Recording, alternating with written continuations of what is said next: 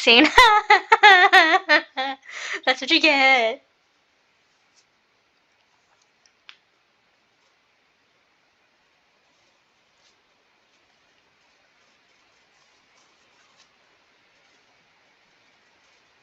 So now that you know that Rex Lapis lives, who do you think is Rex Lapis, new guys? Do you have an inkling as to who?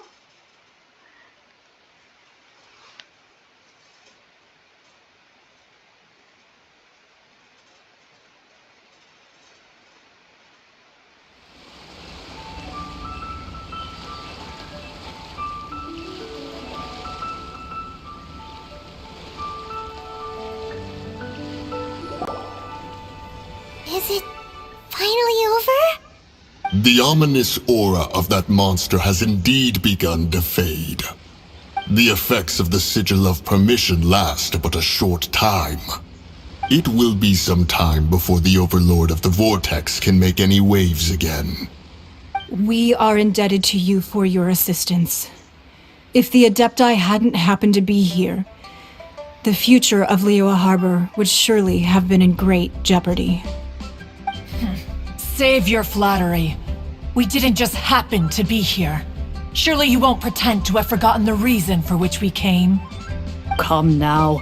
There's no need for such harsh words, Cloud Retainer.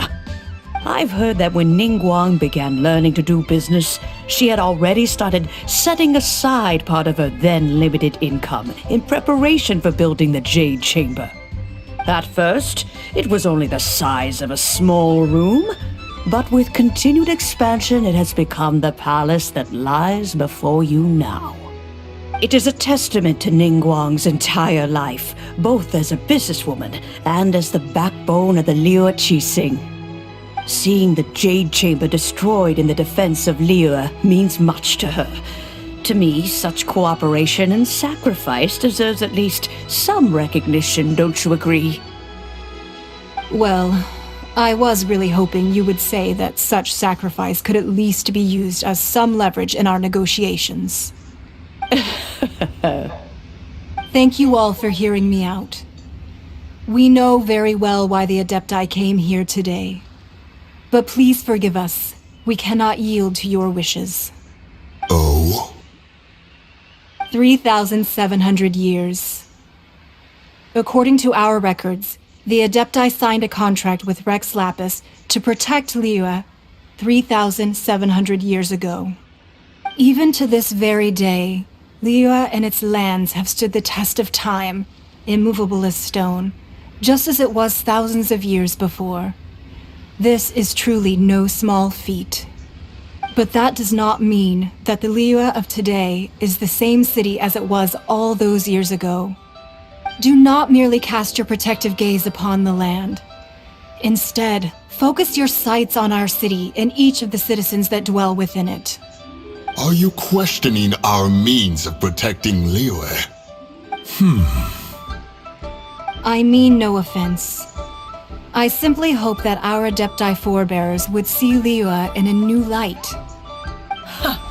Forebears, you say?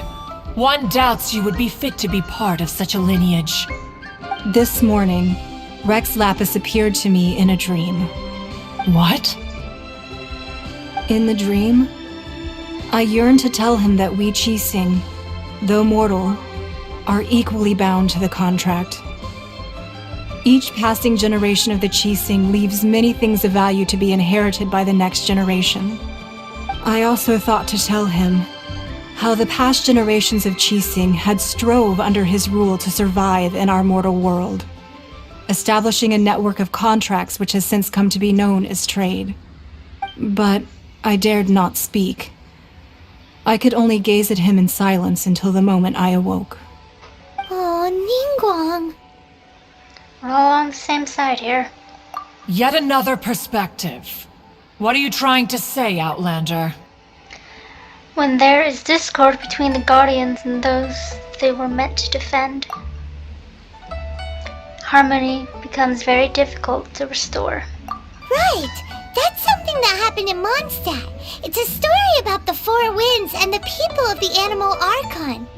The Animal Archon sought to quell the strife between the two sides because he believed that such conflict would only scar the hearts of both, and that nothing good would come of it. This is what we learned in the City of Freedom. Each of the 7 nations has its own scars from the past. Though your point is the very height of simplicity. As Adepti, we've become a laughingstock, to be chastised thus by an outlander who has lent us such succor. All right, all right. Didn't Ningguang suggest that we should focus on the city and each of its citizens? I know I already have, so why not see for yourselves? I apologize for appearing in full armor. I am afraid I cannot show the proper courtesies. And who are you? I am Feng Yan, a sergeant of the Millilith. I have come to extend my thanks to the Adepti. I thought this battle would perhaps be my last. But thanks to the aid of the Adepti, our forces were not as badly battered as I feared we might be. Although I am a mere mortal soldier, I promise to hold the line and never betray the grace given to us by the illuminated Adepti this day.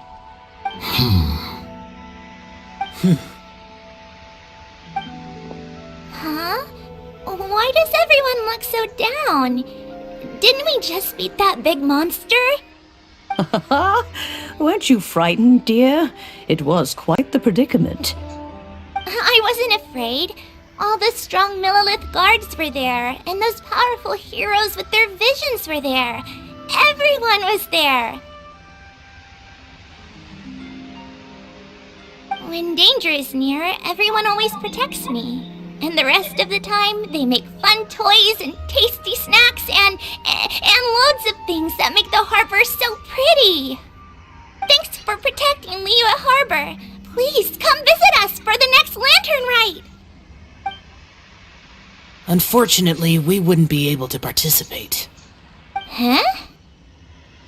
Because we are Adepti. Oh, okay. It must be hard being an Adeptus. Oh. You see, this is what Liyue is like today. The country of contracts is grateful to the Adepti for their protection, but it is no longer necessary for the city to rely on the Adepti's power to solve every little niggling matter. Although their blood is weak, there is still strength to be found in those we call mortals. The time of contracts between gods and Liyue has long since passed. Now is the time of contracts between Liyue and its people. Seeing the port around us now, it is hard not to feel a bit out of place. Wouldn't you say so, Cloud Retainer? Your line of inquiry is askew. One did not spearhead this expedition to Liyue Harbor. Seems like the Adepti have had a change of heart. They've listened to what the people have to say, and they're trying to understand things from their perspective. Let us return now. Eager to leave, conqueror of demons. Yes, one understands what the Conqueror of Demons means. The city of Liyue has changed much after our long separation. One fears that by the time one finally grasps the new contracts of Liyue, you humans would have once again changed the place beyond recognition. Fair enough. Away we shall, and return whence we came.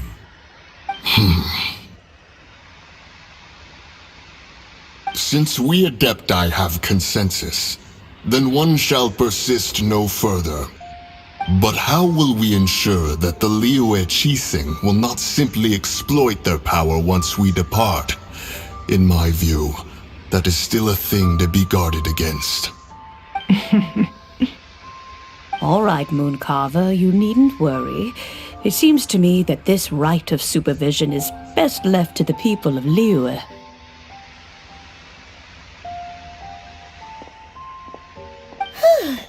Looks like the conflict between humans and Adepti Adepti was avoided. All's well that ends well, huh? The Adepti were quite reasonable in the end. Oh, right! It's nice that we've got peace and all, but we're forgetting one thing. Child wanted to unleash the god so he could lure Rex Lapis out. But we were able to handle the Overlord of the Vortex on our own, so Rex Lapis never showed up. Oh, and speaking of that, don't we still need to get to the bottom of that Archon's death, too?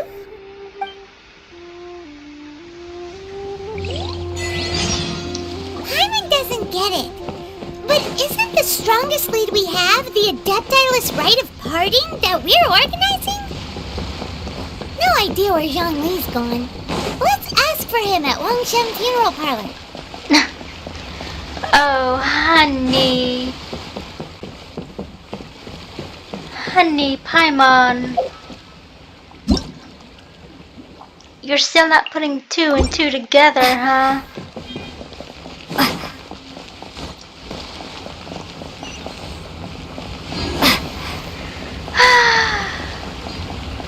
But alas, that's definitely our Paimon. He doesn't think too much.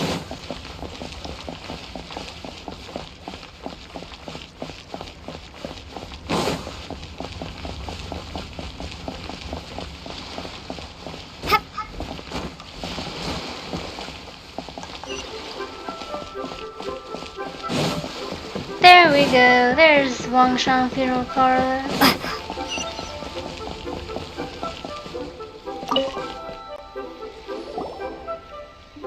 Is there anything I can do for you two? I'm afraid that Wangshan Funeral Parlor isn't in the best state to receive guests. We've come to see Zhongli. Could you please tell him we're here? Unfortunately, Zhongli isn't here at the moment. It seems he went to Northland Bank. Doesn't the Northland Bank belong to the Fatui? Last time we saw Zhongli was before we went to the Golden House. Do you think he doesn't know about the attack on Liyue? Visiting the Fatui at a time like this could only mean more trouble. We had better go and make sure that everything is okay. Paimon, put 2 and 2 together, please, sweetheart.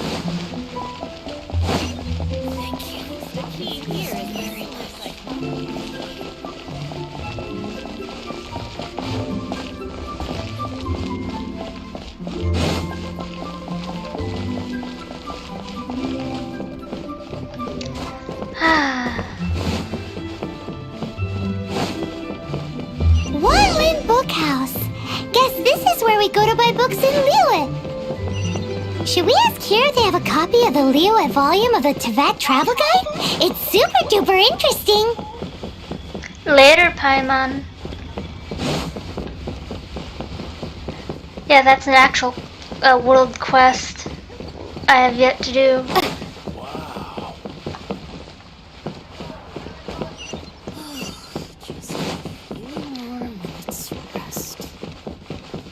What should I put in my letter? 3, 2, 1.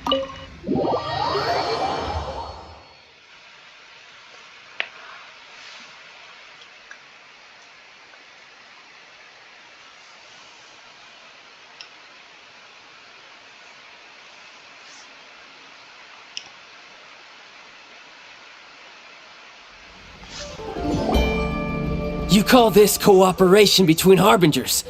Cooperation involves communication, you know. Don't take it to heart, child. Besides, aren't you happy that you got to skip the formalities and bring chaos to the land? I'm sure you must have enjoyed that. Oh, it seems that some of your friends have arrived. Hey, it's Zhongli and Child. And you! You're also one of the Harbingers? Signora. It's you two. I believe we've met once before. In the city of Bards, was it? I'm glad you still remember my name.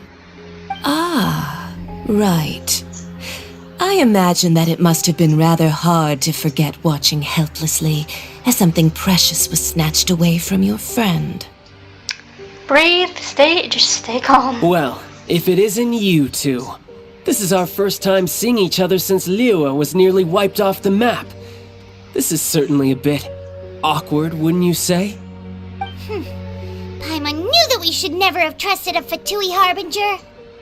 Oh, now don't say that. Sure, I may have misled you, but I never had anything against you personally. Besides, I thought we were getting along quite well together, didn't you? Except for that little tussle we had at the end. Nothing personal. We just have different views, that's all. Of course, you may very well hold this against me, but that's up to you. The real deceivers here are Senora and Zhongli. Curse them for leading me on. Senora and Zhongli? So actually, I think... Stop wasting time, child. There'll be plenty of time to chat once I'm through here. You remember the agreement, Morax. Now, if you would be so kind. The Gnosis, please. Gnosis? What in the world are you talking about? The contract is fulfilled. That which thou seeketh is now bestowed unto thee. For my promise is solid as stone.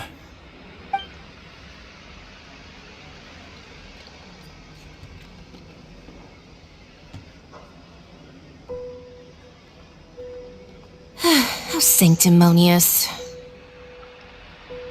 I mean, I did have my suspicions. What? So you're the Lord of Chio? No, wait! That's an exciting twist and all, but why give the Gnosis to the Fatui? I do not give it for free. I give it as agreed upon in the contract. For it is a matter solely between the Tsaritsa and I. I'm afraid I don't understand. Yeah, you don't think you went a little bit too far with that whole fake death thing? Everyone was preparing the ceremony for you and splat! This big dragon falls out of the sky and all of Liyue goes into an uproar. Talk about a disaster. Gathering all the forces that had been bubbling behind the scenes, and then stirring them together in a pot that was bound to boil over. That's what he wanted to see, am I right? Wait, what? Perhaps it's best that I explain. As you know, I've dwelt upon this world for more than 6,000 years. It is now 3,700 years ago that I founded Liyue together with the Adepti. Even boulders that can withstand whirlpools will erode with the passing of time. I kept convincing myself that cracks had not begun to form, and that the end of my time had not yet come. Until one drizzly day, as I was strolling along the harbor, I heard a merchant tell one of his workers, "You've finished your duties. Go ahead and call it a day." I stood motionless among the crowds, asking myself, have I already finished my duties? Oh, Zhongli. But as I began to consider relinquishing my divine role, I soon discovered that many reasons still remained to not hastily depart. Was Liyue, the city I had dwelt in for so long, already prepared to enter its next age? I decided that a test was needed in order to reveal the answer. So I feigned my own death, and gathered the cast of Child, the Adepti, and the Liyue Chising to play their roles together on the stage that was Liyue. So were you satisfied with the finale? Or, let me guess, you had another plan in case it all burned down. So were you satisfied with the finale? Indeed I was. The Gnosis, which I had kept for so many years, suddenly seemed to have lost its meaning. That's right. Which is why I continued to safeguard the Gnosis until now. So you mean that if the chaos ever reached the point of no return, you would simply appear and use your divine powers to bring Liyue back under control? Of course, and it would have been all too easy for him too. Just as a child quickly matures after losing their parents, so has Liyue matured when faced with the death of its deity. In the end, the resolution to all that has transpired was even more satisfactory than I could have hoped for. Take the Adepti, for instance. Owing to their years of seclusion, they were the least informed. Yet when faced with a crisis, they commendably showed the greatest amount of restraint possible. Not only did they manage to cooperate with the Qixing, but in the end, they even made efforts to understand the hearts of the people. Credit is also due to Signora, the emissary dispatched by the Cryo Archon to fulfill our contract. At my request, she kept everything she knew in strict confidence. This despite the eavesdropping ears of her colleague, Child. This meant I could remain as Zhongli, even having the chance to fulfill the age-old traditions of Liyue in this mortal form. Thank you for joining me on this journey, traveler. All of these things turned out as I had planned. There is only one thing that I had not anticipated, and that was the conduct of the Liyue Qixing. I had expected them to do no more than the Adepti, to come to the defense of Liyue.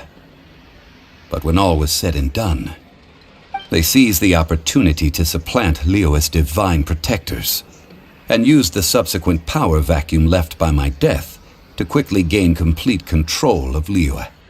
Huh? That doesn't sound good at all! Ha! On the contrary, I think it is excellent. I had always feared that it was too soon for them to take over from me. And it was also that which I longed for the most. As such, this is the best parting gift anyone could have given this god of old. Hey, what about me? Doesn't anyone feel the least bit of remorse for deceiving me? You've practically kept me in the dark! I think that thanks would be more appropriate. You certainly played no small part in all of this, wreaking havoc and turning the city upside down. The Lord of Geo ought to thank you for your performance, if anything. If you hadn't created the pressure of a battle between mortals, Adepti, and a god, the lump of coal resting in the hands of the Geo Archon, Liyue would never have been able to become a dazzling diamond of a city. Huh? Just whose side are you on, mocking me like that? Are you itching for a fight? We were both equally fooled. Be that as it may, you've come out of this as the hero of Liyue. I, on the other hand, will be forever prescribed as a disturber of the peace, no? Well then, with the Gnosis in my possession, I have no use for such idle chatter. We should return to Zapoljarny Palace and seek an audience with Her Majesty, the Tsaritsa. Come, child. Fine. I'll meet you there later. I'm not sharing a boat with the likes of you. Do as you wish.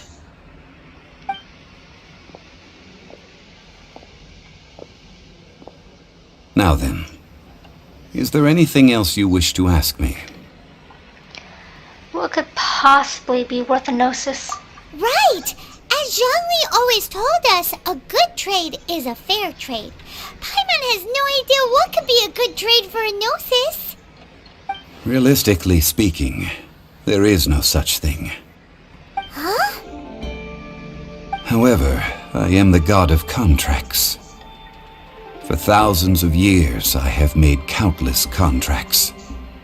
If the deal was of no benefit, then I certainly would not be inclined to agree to it. My agreement with the Cryo Archon will be the last of my contracts as the Geo Archon. My contract to end all contracts.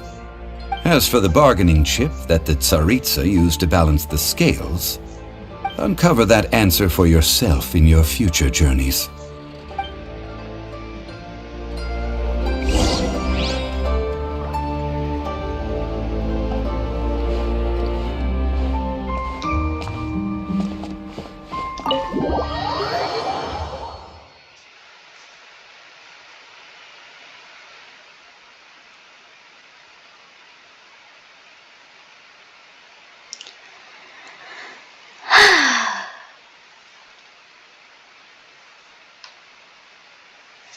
That was a little intense, wouldn't you say, guys?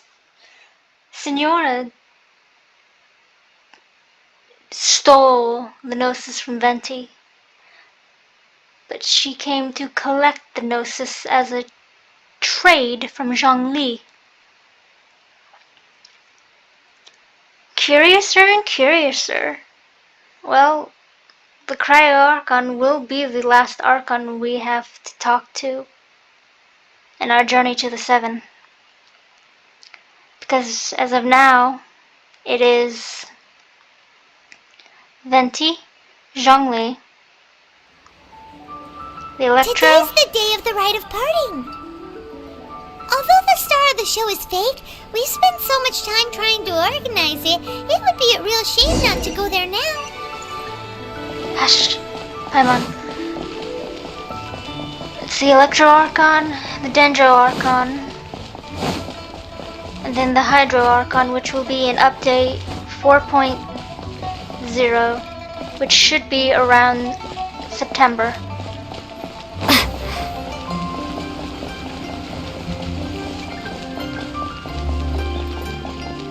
Because as of right now, as of the recording of this video, I should say. This is a peaceful neighborhood.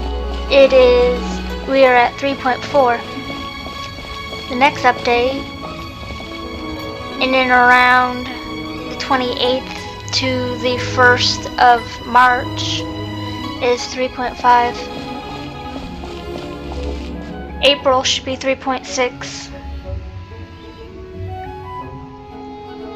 May should be 3.7.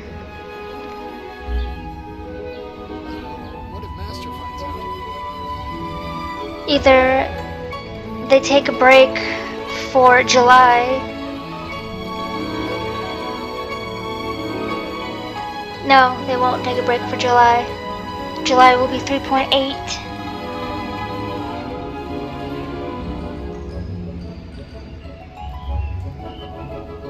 They'll probably take a break for August, so that way they have a month's time for the final beta for 4.0, because we do not get a 3.9. All we get is a 3.8 and then a 4.0 update. You know that god from the ocean couldn't have just shown up out of nowhere. I mean, it's been 2,000 years since Rex Lapis subdued it. Yes, and to think that this happened right on the heels of the incident with Rex Lapis, too. Say, do you think the person who assassinated our lord and released that evil god might have been one and the same? Now that you mention it, that's very possible. Yes, it's very possible indeed. I mean, it all fits together. That person must have colluded with the evil god to harm Rex Lapis. Oh, that wicked, black-hearted scoundrel.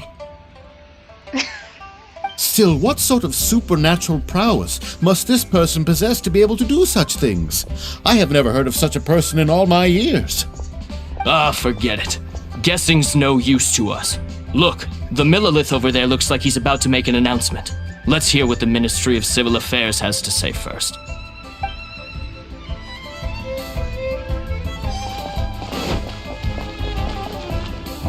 Well, since we're going through with this rite of parting, I guess it means that those rumors hit the nail on the head. So Rex Lapis is really... But they didn't catch the culprit, did they? Oh, come on. Do you think that the assassin could have been a normal person? You know what I think. I don't think any of the gossip on the streets you hear from those shady types is worth anything.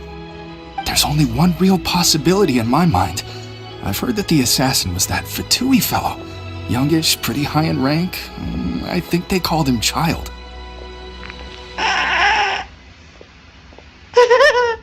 Fatui? They certainly are very suspicious. Who knows what those greedy, crooked folks... Shh! Lower your voice. If the Fatui catch you in their sights, Rex Lapis won't be around to protect you this time. Oh, it's funnier than hell.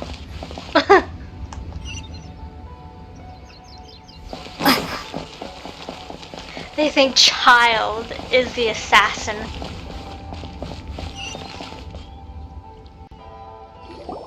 Hear ye all! The Qixing's words. Though a dragon soars ageless as the mountains, it too must return to dust. This is common knowledge.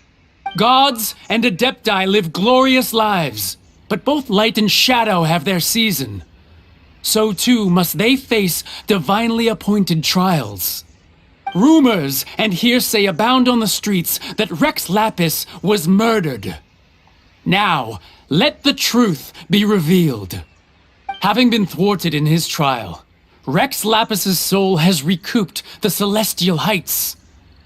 He beseeches the people of Liyue to grieve not and to let not their hearts be saddened.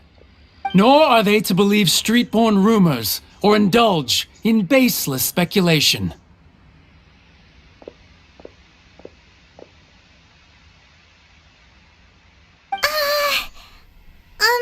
Paimon needs a translation on what the Qixing's announcement said. They said that Rex Lapis wasn't murdered. So that's how they're spinning it. Something feels off. Why would they suddenly give up looking for the murderer? Not to mention how this excuse sounds like something they just made up on the spot. Could the Qixing already have known that Rex Lapis wasn't dead? But Zhongli said that neither they nor the Adepti knew anything. Did Zhongli tell them in secret after his gnosis changed hands? I think you've hit the bullseye this time. Exactly, right? Ooh, seems like the rite of parting has been going on for a while now. Let's go have a look.